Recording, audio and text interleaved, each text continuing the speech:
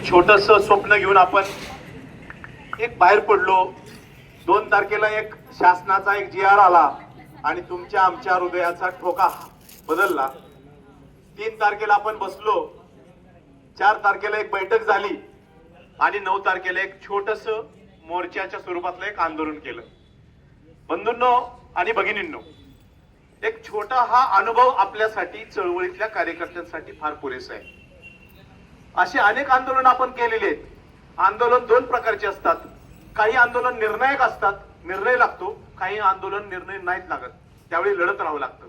हे एक असा विषय होता की जो विषय आपल्यावर दिसता क्षणी प्रत्येकाला कळत होतं की हा अन्यायकारक विषय आहे। एका महापुरुषाचा विषय एका राजकीय नेतृत्वाशी तुलना करून ज्या पद्धतीने काय पुढे आला, तर तो होऊ नये असं सर्वसामान्य 18 पगड समाजातल्या सामान्य माणसाला वाटत होतं।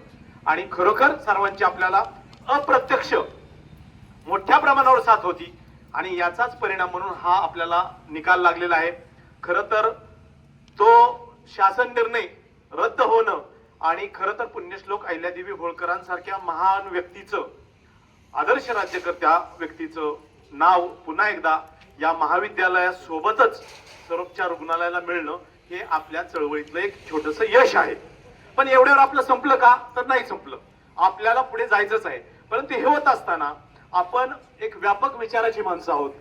कुणी काय म्हटलं, कुणी जरी म्हटलं, काही छोट्या मोठ्या टीका केलं तर त्याला बळी पडायचं नाही। या विषयामध्ये खरं तर ज्या ज्या व्यक्तींनी निर्णय घेतले, मी जाणीवपूर्वक का सांगतो की ह्या विषयाला ठरवून काम करणारा एक माझ्यासारखा कार्यकर्ता होता। ज्यांनी निर्णय घेतले त्या हसन मुश्रीफ साहेबांच्या मंत्रालयाला जाऊन भेटलो, त्यांना भेटलो होतो। त्यांच्यापर्यंत हा विषय कुठून गेला याचं देखील आज उलगडणं गरजेचं होतं।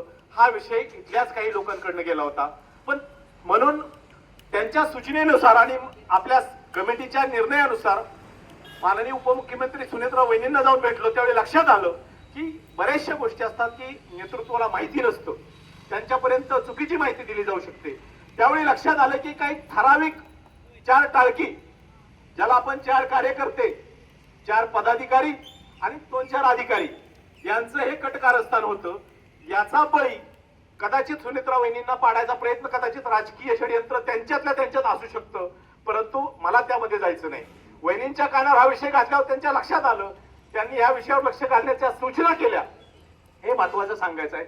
हसन मुश्रीफ साहेबांनी देखील त्या पद्धतीच्या सूचना केल्या, परंतु 9 तारखेच्या आंदोलनानंतर 11 तारखेला ज्यावेळी माननीय मुख्यमंत्री देवेंद्रजी फडणवीस साहेबांना हा विषय घेऊन पत्र देऊन प्रत्यक्ष कानावर घातला 11 तारखेला, त्यानंतर 13 मार्चला ह्या संदर्भातला निर्णय झाला, जो की कालच्या विधानमंडळाच्या भाषणामधून हसन मुश्रीफ साहेबांनी मांडला। आणि एक त्याचा समाधानच आहे की जो निर्णय झाला तो निर्णय आपल्या चळवळीतला यश आहे। आणि म्हणून कार्यकर्त्यांना माझी नम्र विनंती आहे, छोटे छोटे यश संपादन केल्याशिवाय आपल्याला पुढचा मोठा पल्ला गाठता येणार नाही। याच्या माध्यमातून आपण एक टप्पा पूर्ण केलाय, परंतु बांधवांनो, आज नवीन वर्षाच्या मुहूर्तावर सकल हिंदू समाजाचंही नवीन वर्ष आहे, भारत वर्ष आहे। आणि या नवीन वर्षाच्या मुहूर्तावर आपण एक संकल्प केलेला आहे की नाव तर झालं, परंतु जे पुण्य स्मारक, पुण्यश्लोक लोकमाता अहिल्यादेवी होळकरांचं विश्वामध्ये नाव आहे, 300व्या जयंतीच्या औचित्यावर त्यांचं पुण्य स्मारक भारतातलं, महाराष्ट्रातलं एक नामांकित असं स्मारक या महाविद्यालयाच्या प्रांगणात झालं पाहिजे, याच्या प्रमुख द्वाराजवळ झालं पाहिजे। ही आपली दुसरी मागणी जोपर्यंत संपत नाही तोपर्यंत हा लढा आपला सुरू झालेला आहे। आणि येत्या 31 मार्च पर्यंत गोविंदरावांनी तसं सांगितलंय, 31 मार्च पर्यंत सरकारने हे स्मारक उभं करावं, हे पुण्य स्मारक 31 मे पर्यंत हे पुण्य स्मारक उभं करावं। त्या संदर्भातली घोषणाच नाही, त्या संदर्भातल्या आर्थिक तरतुदीचा निर्णय देखील करावा। अशा प्रकारचा आपला पुढचा लढा उभा करावा आपल्याला लागेल। आणि हा सर्व समाजाने एकत्र येऊन सकल हिंदू समाजाच्या नेतृत्वाखाली आपण लढा उभा करू। याला कोणी व्यक्ती नेता नसेल, आपण सगळे या चळवळीचे कार्यकर्ते आहोत आणि तो लढा आपण यशस्वीपणे करू।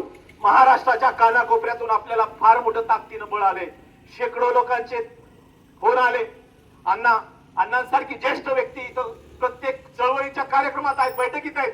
महाराष्ट्रातल्या कानाकोपऱ्यातून आपल्याला बळ आहे, त्या संख्येवर जाऊ नका। मोजकीच लोक क्रांती करतात आणि या क्रांतीची सुरुवात या पुण्यभूमीतून आपली झालेली आहे। आणि पुण्य स्मारकाचं इथं लोकार्पण जोपर्यंत होत नाही तोपर्यंत आपला हा लढा चालू होईल। महाराष्ट्र शासनाने इथं 500 कोटी रुपये जनतेच्या करातून देऊन हे महाविद्यालय उभं केलं। त्या महाविद्यालय रुग्णालयाच्या परिसरात जनतेच्या पैशातून सर्वसामान्यांच्या वाट्यातून हा हे स्मारक व्हावं अशा प्रकारची भूमिका आपण सरकारकडे मांडतोय. त्याचा आपण सर्वजण पाठपुरावा करूया. हे होत असताना बंधूंनो, नुकतंच अजितदादांचं देहावसान झालं. 28 जानेवारीला आपल्यातून 28 फेब्रुवारीला आपल्यातून ते गेले. आपल्या सर्वांच्या मनामध्ये तीच वेदना आहे. त्यांच्याबद्दल तितकंच आपल्याला आदर प्रेम त्यांच्याविषयी होता. परंतु दुर्दैवाने तो देहांत झाला. त्यांच्याच नाव अनेक संस्थांना द्यावं अशा प्रकारची आपली देखील मागणी आहे. त्या संस्थांचं नाव त्यांनी द्यावं. आमच्या त्या संदर्भातलं सर्वजण आम्ही तुमच्या सोबत आहोत. सरकारने घेतलेल्या निर्णयाचं अत्यंत महत्वाचं शेवटचं बोलतो की महाराष्ट्र सरकार माननीय देवेंद्रजी फडणवीस साहेबांच्या नेतृत्वाखाली महाराष्ट्र सरकारने जो हा निर्णय घेतला, या निर्णयाचं तमाम महाराष्ट्राचा सकल हिंदू समाज, 18 पगड जातीतले कार्यकर्ते, संपूर्ण बारामती वासीय आम्ही अतिशय ताकदीनं स्वागत करतो आणि आम्ही मनापासून आभार व्यक्त करतो. येणाऱ्या काळात तुम्ही अशाच पद्धतीचं मातेचं पुण्य स्मारकाची घोषणा करावी आणि त्याचा निर्णय घ्यावा एवढंच बोलतो आणि पुन्हा एकदा सर्वांना नवीन वर्षाच्या आणि गुढीपाडव्याच्या हार्दिक शुभेच्छा देतो. थांबतो. जय श्रीराम. यळकोट यळकोट.